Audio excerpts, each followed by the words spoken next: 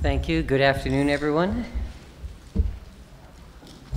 I have some disclosures. I have some money from the NIH and Siemens and Varian, none of who have content that I'll be presenting today, and I will briefly mention some equipment that's not yet FDA cleared. I also am managing to give a talk on the topics that I have never worked with in my life. Thank you very much.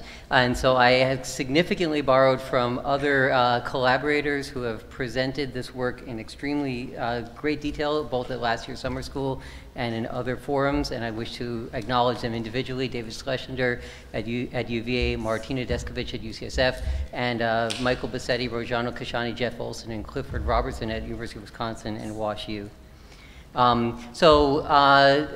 My colleague James will talk about gantry-mounted linear accelerators, but there are other treatment technologies used for radiosurgery and SBRT. These systems include technologies that use a very large number of cobalt-60 sources, that apply robotic tracking to a linear accelerator, and that combine teletherapy systems with integrated magnetic resonance imaging. It's a little bit of an eclectic collection, and we didn't include every other delivery technology, but we felt that these were important. So our objectives are to overview some of these current non-conventional external beam photon systems for stereotactic treatment, and in two instances to understand some regulatory issues unique to these delivery systems. So we'll start with multi-source radiosurgery systems. You can see I'm trying to avoid vendor names, but I will not be able to do it because they're so unique. So these systems focus a large number of cobalt-60 sources on a small volume, and they generally have optimized collimation systems to aid in dose shaping. As far as I could tell, there are 3 systems that are currently available for clinical use in the United States. Elekta has 2 of them. One is the Model C, which I believe isn't being sold anymore, but it's being maintained. Pretty much 7 years after you buy one of these systems, you can't use it unless the vendor's supporting it because you have to replace your sources. They are currently selling something called the Model Perfection. There's a major difference between these systems, and we'll describe them in some more detail, but to first order, they have 201 sources in 5 annular rings. The Perfection has 192 sources broken into 8 sectors of 24 source each. And there are, in fact, 6 systems in the United States. I spoke to the CEO of this company yesterday to verify, from a company called American Radiosurgery, the Vertex 360, that has 30 cobalt sources that rotate. So some of you may recognize this person, and anyone that does may get a beer from him sooner or later, we'll see. But in any case, the Gamma Knife systems are, in fact, the most prevalent multi-source systems in North America. The Gamma Knife Model C, as I hinted, is still in use, but not in modern production. It uses helmets, and helmets define the size of the radiation dose distribution. So you can see each of these has a collimator inside it with a little hole of a given size. The hole size is fixed across the entire helmet. You can replace the hole with a plug if you wish to block off some radiation. Each one of these beams has an identical source to focus distance and essentially can be treated equally. So all beams are treated with the same exact beam profile, and they consider the off-axis profiles due to the symmetry of the system to be one-dimensional isotropic functions, essentially. The Model C has a patient positioning system that can be automatic, so you don't have to move the patient manually out and in between different isocenters. We'll talk about that in a minute. And it also has a manual system. Shielding is manual, so you have to plug these holes, and we'll talk about that as well. The Perfection is a very complex, newer system. It involves, as I said, sources placed in 8 different sectors of 24 sources each. Each of these sectors has a drive, and I'll describe that on my next slide in some detail. One thing to note, hint, hint for SAMs, the maximum dose rate full activity is about 360 centigrade per minute. Okay, so this is a bigger picture of the collimator design for the Perfection. In fact, these are each sources. This is a drive that can slide these sources back and forth. The sources line up with one of 3 different collimator size channel or a blocked space. So the radiation can be blocked going through a 4mm aperture, an 8mm aperture, or a 16mm aperture. The source to focus distance depends on the ring. There are 5 rings in the system, so it's not a fixed source to focus distance. The beam channels are cut into the collimator body, and they're very complex geometry. And more interestingly, the sources are actually angled. They don't go straight down the axis of the relative beam channels. So this actually makes dosimetry a little bit more complicated than the Model C system. The first thing that you note is that the beam profile is anisotropic. So the off-axis ratios are no longer a uniform radial function. This can can be shown in some data that Dave Schlesinger showed at the summer school last year, as well as in some data directly from Elekta, where they show that for the larger collimators, a profile at 0 degrees and a profile at 90 degrees have different fall-offs. And when you get to a smaller collimator, the 4 millimeter, they basically overlap each other. They have a couple of dose calculation models that they use for the Gamma Knife system. The standard model for several years has been the TMR-10 model. This actually assumes that the patient is a bag of water, and in fact, you don't need CT scan. You actually don't even need an MR scan in theory to get their attenuation map. You just need something called a depth helmet. You get a few measurements. They've put in an ellipsoid, and they said this is the bag of water that the patient is that represents the patient's attenuation. But it's a relatively straightforward calculation. They also introduced convolution models for calculation in heterogeneous tissue, and there are actually 2 different convolution models, one for the C model and one for the perfection, and you can see some slight differences. For all of these models, the dose distribution kernels are calculated in advance using Monte Carlo method. And I think it's called Pegasus, if I'm not mistaken. So the method of treating on a Gamma Knife basically involves placing what we call shots. A shot is basically the radiation's on through all the collimators for some period of time. And so basically what you can do for a complex shaped target is you can use shots. Each one of these is a different shot, each one of these numbers. You basically can say, I've got a given collimator size, I'll have it on for a given amount of time, and then I'll get some radiation. And you can add the radiation to there, and you can slowly paint what you want for a dose distribution. There are a couple of automated treatment planning methods with the system. There's something called fill, which will take your target shape and basically exactly that fill with the radiation. And there's something called optimize. Now, optimize has only a few variables. It doesn't have OAR avoidance. These are some standard variables: coverage, selectivity, gradient index, and one interesting thing is beam on time. You can actually reduce your beam on time by reducing the number of shots that you give. Shielding on the Gamma Knife C was a fairly complex thing to do. Basically, you can actually take, these are the annuli, these are basically the plugs where you place, where you have collimators, and you can actually take some of these holes and plug them basically in patterns. And if you plug some of these holes, then you can actually sort of bias the dose distribution. So it's a fairly complex thing to do, but it actually was possible to bias away from these standard dose fall-offs with the Gamma Knife C.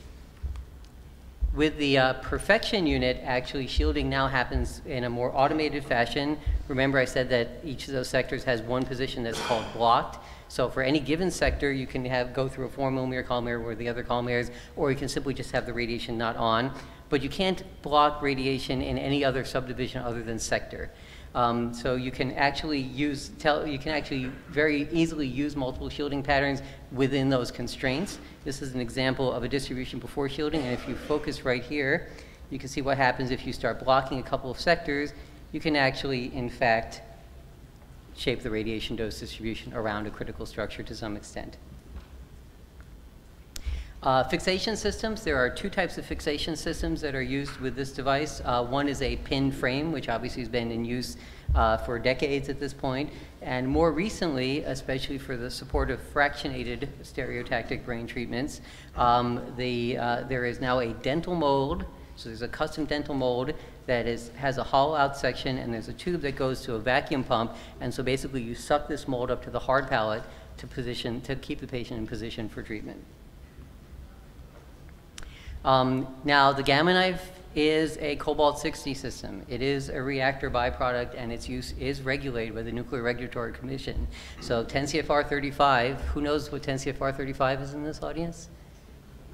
Not as many people as I would have thought. Okay, that's interesting. Okay, 10 CFR 35 applies, and that means for these units, you must have an authorized user and an authorized medical physicist present physically throughout all patient treatments involving the unit. So this is actually an expensive treatment in terms of expertise. They have to stand there to do this. It also requires something called a written directive. A written directive is required for all procedures that involve reactor byproduct material introduced to patients. So the treatment plan in this case serves as a written directive. It is a record of the treatment. It has to be signed and dated by the authorized user and authorized medical physicist, and in Dave's case, they used a neurosurgeon, but I don't think that's critical for NRC rules. before treatment. And these people, again, are required to be present. In their case, they say normal voice range, which I'll call at the treatment unit throughout the treatment. So here's our first SAM question. The Gamma Knife Perfection unit has 1, 201 stationary sources, 2, collimator sizes from 4 to 18 millimeters, 3, 300 curies per source at full strength, 4, 192 sources in fixed positions, and 5, 192 sources in 8 movable sectors.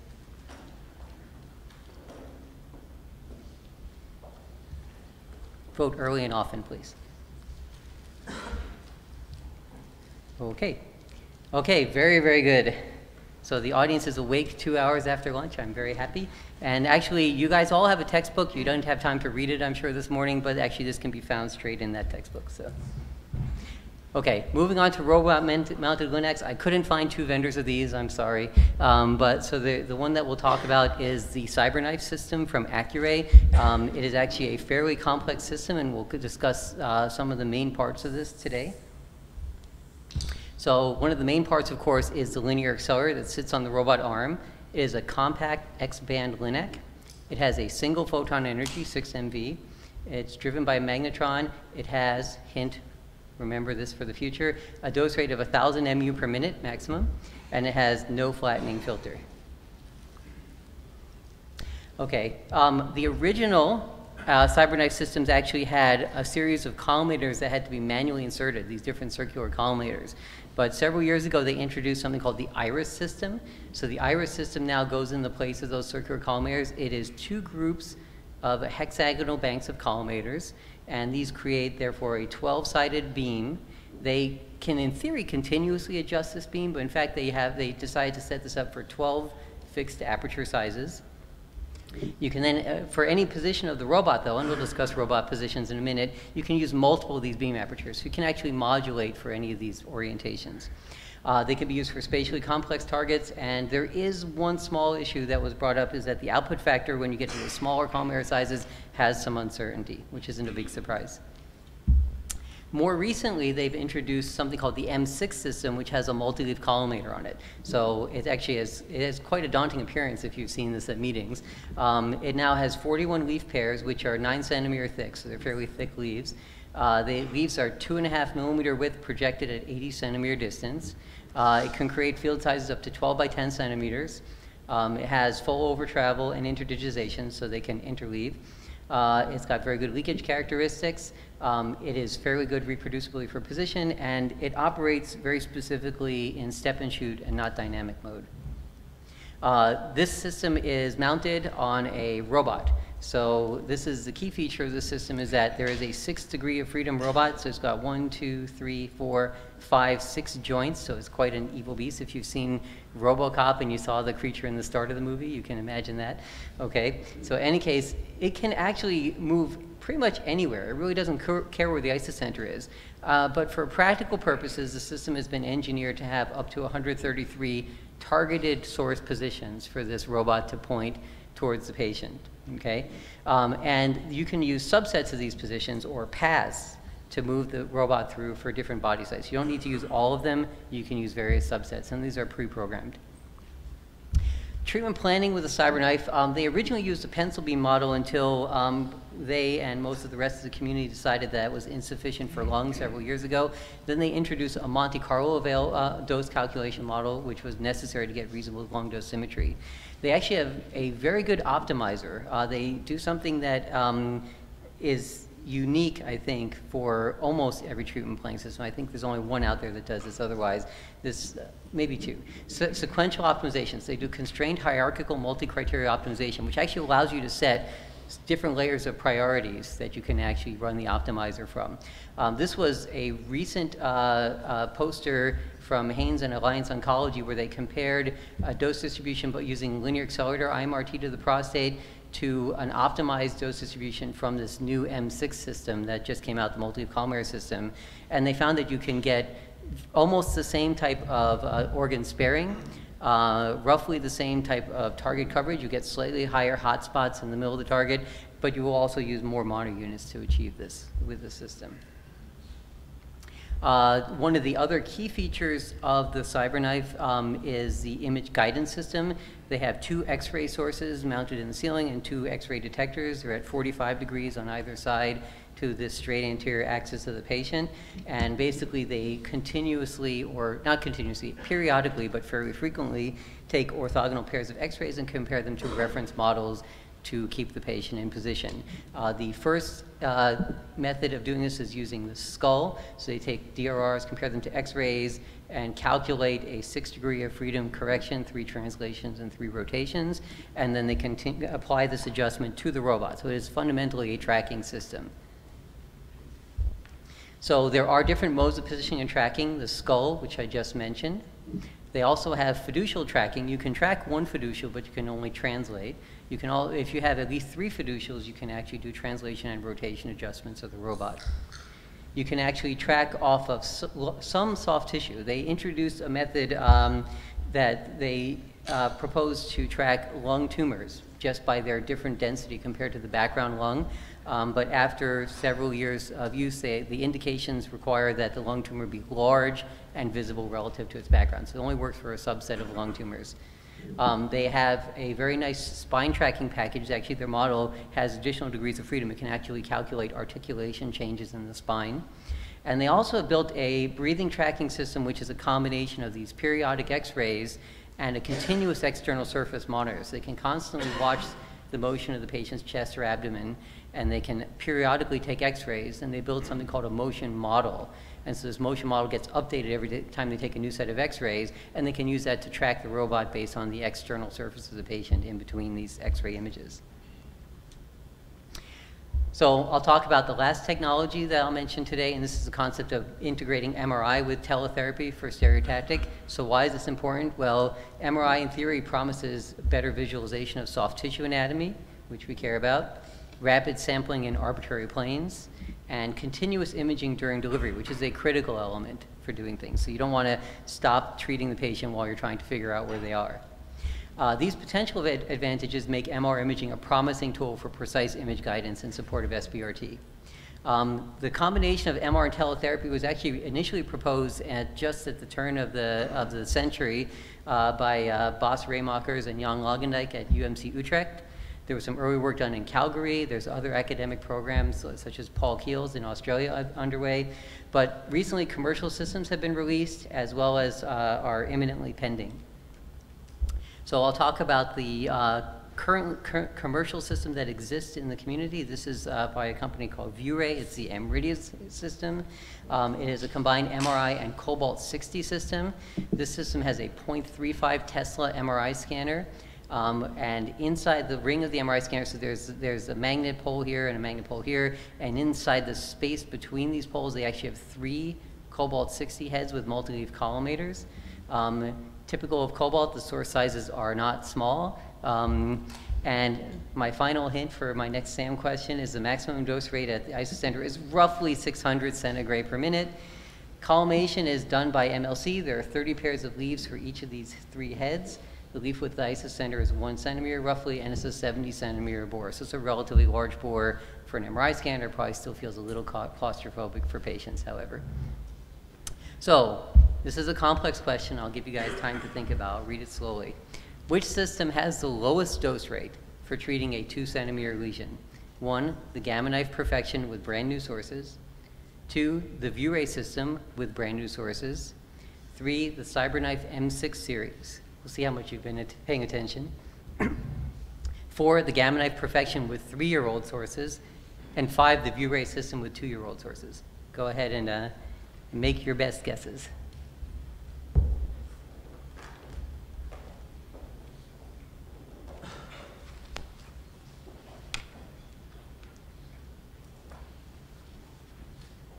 Okay, I am very impressed. You guys did very, very well.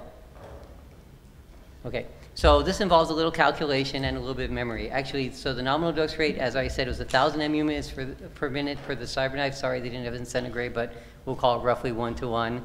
Actually, 550, 600, there's different sources for the maximum dose rate of this ViewRay, but they're roughly the same. But you can clearly see that already at full strength, the Gamma Knife is lower dose rate than either one of these. And then if you decay it for 3 years versus 2 years for the what do you call it, for the ViewRay, you clearly have a lower dose rate with the Gamma Knife. So the key feature, as we said, of these combined MRI and external beam systems are the imaging capabilities. With the current one that we've been mentioning, there are a few different types of imaging methods that they use. They still do initial patient setup, where they acquire a localizer. You can call that just like a scout for people who haven't done MRI scans. They tell you roughly where to place your imaging volume. And then you can acquire a full volumetric imaging scan, which, depending on your field of view and your final resolution, can take anywhere between 25 seconds and 3 minutes. The imaging resolution for the highest resolution scan here is roughly 1.5 millimeters cubed. You can then, while you're treating, at the moment, you can only acquire cine images in the sagittal plane. These cine images are planar images. They're 3.5 by 3.5 by 5 millimeters, so they're not very high resolution, but sufficient for following anatomy in that plane. You can either acquire a single plane at 4 frames per second, or you can acquire 2 frames per second with 3 parallel planes. And there's a very specific type of contrast called a balanced steady-state free precession that they use, which is a mix of T1 and T2 weights. For treatment planning with this system, again, it's 3 cobalt-60 heads with 30-leaf multi-leaf. They can do 3D conformal planning, and they can also do some modulation by step and shoot. They do use inherently Monte Carlo dose calculation, and this is important because there's an interaction between the magnetic fields of the magnet and the secondary electrons that are generated by the cobalt photons. It's not as large effect as for larger field strength and higher energy, but it still is present, and they need to account for this. They have various useful tools for deformable registration and contouring. They have built-in dose objectives. They consider collision, clearance, and so on. And more importantly for them, because they consider this an adaptive therapy system in the future, the treatment planning system is fundamentally built into the unit. It's even present at the console. The treatment heads can operate at the same time, thus allowing this maximum dose rate of roughly 600 when the sources are new. As I said, there's a static MLC delivery, so you can modulate just by multiple shapes superposed. And you have real-time imaging for the sagittal plane. The 2 modes are image only and image and so-called track. They actually don't track yet. They don't actually move the aperture, but they do gate. They do allow for automatic detection of where they think the target is, and then they can control the system to turn on and off when it's inside or outside of a gating window. So they've managed to get modified NRC regulations. Remember how brutal I said the effort was to be at a Gamma Knife? Well, at least they thought about this, and they got the NRC to issue special consideration for the use of this system. And so there's now a section 35657 that says we will either have an authorized user or an authorized medical physicist physically present in the department. See, no longer at the unit. That's a major change during treatment, but immediately available if needed, okay? You still require a written directive for these prescriptions with cobalt-60. So here's my last question. This is also a complex one.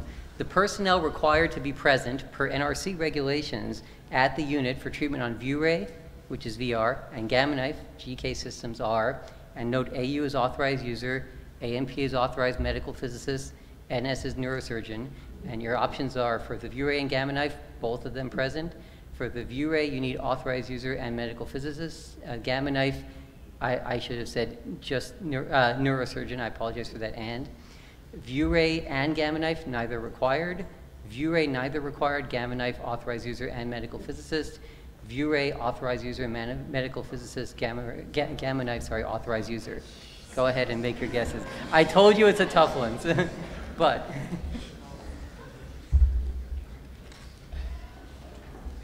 remember, these are the rules. The government will come after you if you get this one wrong. So. Okay, and most of you got this right. Great job. So, and I presented these already. These are found in the Code of Federal Regulations. You can easily look them up. In fact, there is different guidance for the ViewRay and Gamma Knife, which just falls under general reactor byproducts. Okay, I'll finish up by just giving a couple of examples and one discussion about some of the issues with combined MR-Linac systems. This is some work being done by Michael Bassetti at the University of Wisconsin. He actually this is a patient under treatment for stereotactic liver radiation with the ViewRay. I believe Mary Fung talked about seeing the tumor as hypointense on late venous phase or delayed contrast imaging. They use actually a special version of a contrast agent called gadoxetic acid, otherwise known as Eovist, which I'll just say, which actually is uptaken into liver cells directly, and you can actually see the tumor quite nicely, and in fact they can use this for gating. I think this movie's not going to work, but I'll try it. Yeah, I thought so. They can use this for tracking. So as this liver moves in and outside the acceptance window, the system can automatically see if it's in the window, and they can see it live while they're treating.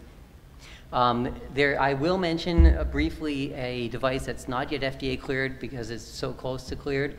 This is a combined linear accelerator and 1.5 Tesla MRI, so the photons are higher energy and the magnetic field strength is higher. This is an elective Philips system, which is not yet FDA cleared. This system is being commissioned at the UMC Utrecht, and I do expect you'll hear a lot more about this in the years to come, but it's not out yet, so I won't focus on it in any great detail. So there are some issues with MRI-Linac integration, and most of them are being lightly dealt with, but we still need to think about them. There is an interference between the radiation delivery and the MRI systems. An MRI scanner can interfere with the gun, especially in the steering of the linear accelerator, and the linear accelerator probably doesn't have that much impact of the MRI system, but the secondary particles, like the electrons generated, are seriously influenced by their orientation relative to the magnetic field. The MRI has field of view issues, distortion issues. If you look back at these images here, you can actually see there's something called wrap. You see the back of the patient in the front, for example. And there could be interesting imaging artifacts. If you're going to use an MRI scan without CT scan, you need to make an electron density model, especially if you're going to try and do live treatment adaptation. And then, as I hinted, there's this electron return effect. So instead of answering questions, I think our goal is to gently switch to our second speaker, and if we have time at the end, we can answer questions while we're transitioning.